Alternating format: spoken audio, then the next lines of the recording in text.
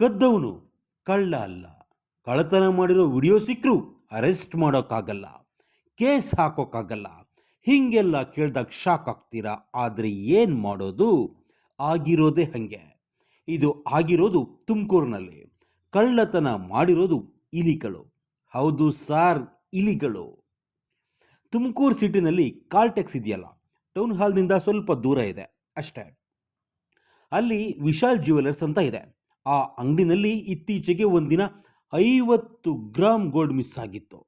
ಪ್ರತಿದಿನ ಅಂಗಡಿಯಿಂದ ಹೋಗುವಾಗ ಅಂದರೆ ಬಾಗಿಲು ಹಾಕುವಾಗ ಒಡವೆಗಳ ಕಂಪ್ಲೀಟ್ ಲಿಸ್ಟ್ ನೋಡ್ತಾರೆ, ಬರೆದಿಟ್ಕೊಂಡಿರ್ತಾರೆ. 50 ಗ್ರಾಮ್ ಅಂದರೆ ಎಷ್ಟಾಗಬಹುದು ನೀವೇ ಲೆಕ್ಕ ಹಾಕ್ಕೊಳ್ಳಿ. ಹಾಗೆ ಲೆಕ್ಕ ಹಾಕ್ಕೊಂಡು ಹೋಗಿದ್ದವರು ಬೆಳಿಗ್ಗೆ ಬಂದು ನೋಡಿದಾಗ 10 ಉಂಗುರ ಇಲ್ಲ, 3 ಚಿನ್ನದ ಸರ ಇಲ್ಲ. ಅಂಗಡಿಯವ್ರಿಗೆ ಕನ್ಫ್ಯೂಸ್ ಆಗೋಯ್ತು. ಕಳ್ಳರಂತೂ ಬಂದಿಲ್ಲ. ಹಾಗೇನಾದರೂ ಬಂದಿದ್ರೆ 10 ಉಂಗುರ 3 ಸರ ಮಾತ್ರ ಯಾಕೆ ತಗೊಂಡು ಹೋಗ್ತಾರೆ? ಗುಂಡಾಂತರ ಮಾಡ್ಕೊಂಡು ಹೋಗ್ತಾರೆ ಅಲ್ವಾ? ಇದು ದರೋಡೆ ಮಾಡ್ತಿರೋ ಕಳ್ಳರ ಕೆಲಸ ಅಲ್ಲ ಅಂತ ಕನ್ಫರ್ಮ್ ಆಯಿತು. ಆಮೇಲೆ ಅಂಗಡಿನಲ್ಲಿ ಕೆಲಸ ಮಾಡ್ತಿದ್ದ ಹುಡುಗರು, ಅಂಗಡಿಗೆ ಬಂದಿದ್ದ ಗ್ರಾಹಕರ ಮೇಲೆ ಡೌಟ್ ಬಂತು ಅಂತ ಕೇಳೋಕ್ಕಾಗಲ್ವಲ್ಲ. CCTVಯನ್ನು ಸೀರಿಯಸ್ ಆಗಿ ನೋಡ್ತಾ ಹೋದರು. ಆಗ ಸಿಕ್ಕಿ ಬಿದ್ದಿದ್ದೆ ಇಲಿಗಳ ಕರಾಮತ್ತು. ರಾತ್ರಿ ವೇಳೆಯಲ್ಲಿ ಬಿಲದಿಂದ ಹೊರಬಂದ ಇಲಿಗಳು ಉಂಗುರ ಸರಗಳನ್ನು ಎತ್ಕೊಂಡು ಹೋಗ್ತಾ ಇರೋದು ಗೊತ್ತಾಗಿದೆ. ಇಲಿಗಳು ಯಾಕೆ ಚಿನ್ನ ವಜ್ರದ ಉಂಗುರ ಕದ್ಕೊಂಡು ಹೋಗುತ್ತವೆ ಅಂತೀರಾ? ಇಲಿಗಳೇನು ಚಿನ್ನ ತಿನ್ನೋದಿಲ್ಲ, ನಮ್ಮ ಥರನೇ ಅನ್ನನೇ ತಿನ್ನೋದು. ಆದರೆ ಚಿನ್ನದ ಒಡವೆಗಳ ಸೈಡಲ್ಲಿ ಚಿನ್ನದ ಆ ಒಡವೆಯ ತೂಕ ಬೆಲೆಗಳನ್ನು ಅಂಟಿಸಿರ್ತಾರೆ. ಆ ಅಂಟಿನಲ್ಲಿರೋ ಗಮ್ ತಿನ್ನೋಕೆ ಬಂದಿರೋ ಇಲಿಗಳು ಒಡವೆಗಳನ್ನು ಹೊತ್ಕೊಂಡು ಹೋಗಿ ಬಿಲ್ದಲ್ಲಿ ಇಟ್ಕೊಂಡಿದ್ದಾವೆ ಅಷ್ಟೇ.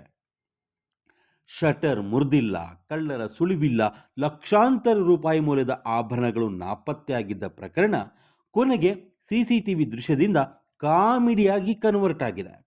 ಹಾಗಾದರೆ ಇಂಥದ್ದು ಯಾವತ್ತೂ ಆಗೇ ಇರಲಿಲ್ವಾ? ಆಗಿದೆ.